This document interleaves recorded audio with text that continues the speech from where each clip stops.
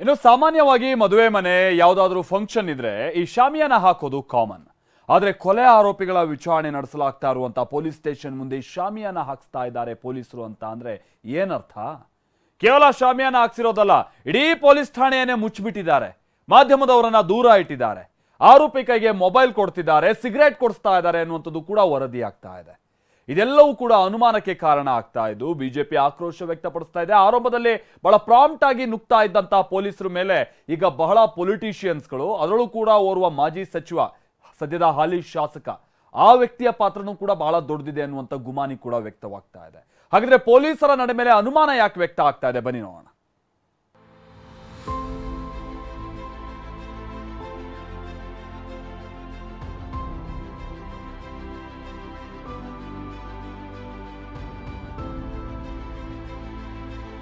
Police ಸ್ಟೇಷನ್ಗೆ ಶಾಮಿಯಾನ, BJP ಅನುಮಾನ. ಆರೋಪಿಗಳು ಇರುವ ಠಾಣೆಗೆ ಶಾಮಿಯಾನ ಹಾಕಲಾಗಿದೆ. ಪುಡಾಂಗ್ ಗ್ಯಾಂಗ್ ಇರುವ ಸ್ಟೇಷನ್ಗೆ ಶಾಮಿಯಾನ ಹಾಕಿ ಮುಚ್ಚಲಾಗಿದೆ. ಇದೇನ್ ಠಾಣೆನಾ, ಮದುವೆ ಮನೇನಾ, ಇಲ್ಲಿ ನಡೀತಾ ಇರೋದು ವಿಚಾರಣೆನಾ, ಅನ್ನ ಸಂತರ್ಪಣೆನಾ ಅನ್ನೋ ಅನುಮಾನ ಮೂಡಿದೆ.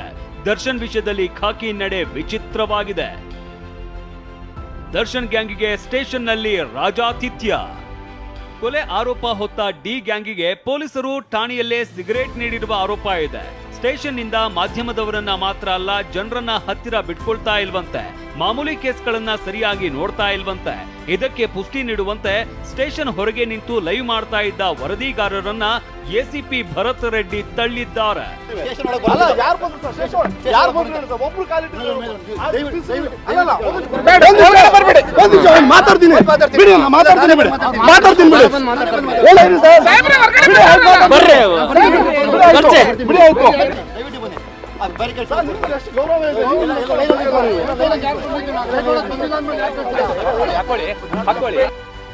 ಈ ಬಗ್ಗೆ ಪ್ರತಿಕ್ರಿಯಿಸಿರುವ ಗೃಹ ಸಚಿವ ಡಾಕ್ಟರ್ ಜಿ ಪರಮೇಶ್ವರ್, ವಿಚಾರಿಸಿ ಕ್ರಮ ಕೈಗೊಳ್ತೀನಿ ಎಂದಿದ್ದಾರೆ.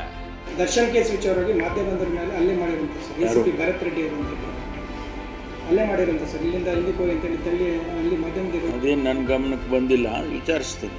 ಯಾರು ಹಲ್ಲೆ ಮಾಡಿದ್ದಾರೆ? ಎಸಿಪಿ ಭರತ್ ರೆಡ್ಡಿ. ವಿಚಾರ ಮಾಡಿಸ್ತೀನಿ.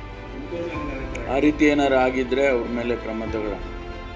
ಮಾಧ್ಯಮದವರನ್ನ ದೂರ ಬಿಟ್ಟಿರೋದು, ಜೊತೆಗೆ ಠಾಣೆ ಸುತ್ತ 144 ಸೆಕ್ಷನ್ ಜಾರಿ ಮಾಡಿ ಶಾಮಿಯಾನ ಹಾಕಿರೋದು ಶಂಕಾಸ್ಪದವಾಗಿದೆ.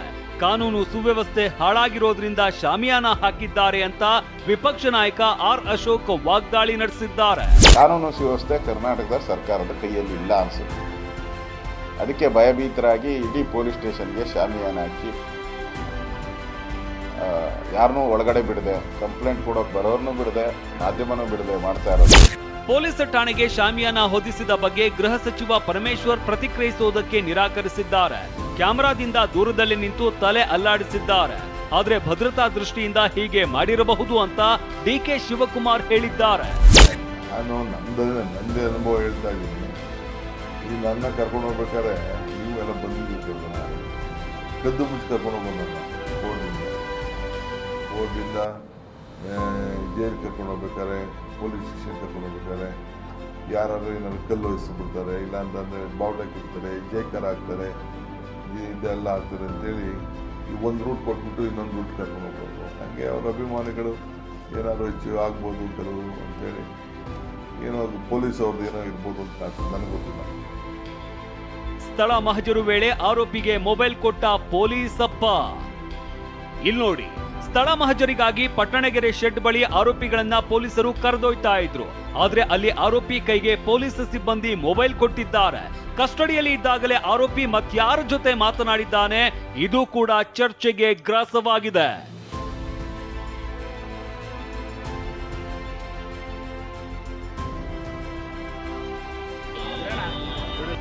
ಇನ್ನು ಸ್ಟೇಷನ್ ಮುಂದಿನ ರಸ್ತೆಯನ್ನ ಬ್ಯಾರಿಕೇಡ್ ಹಾಕಿ ಮುಚ್ಚಲಾಗಿದ್ದು, ಸ್ಥಳೀಯರು ಗರಂ ಆಗಿದ್ದಾರೆ.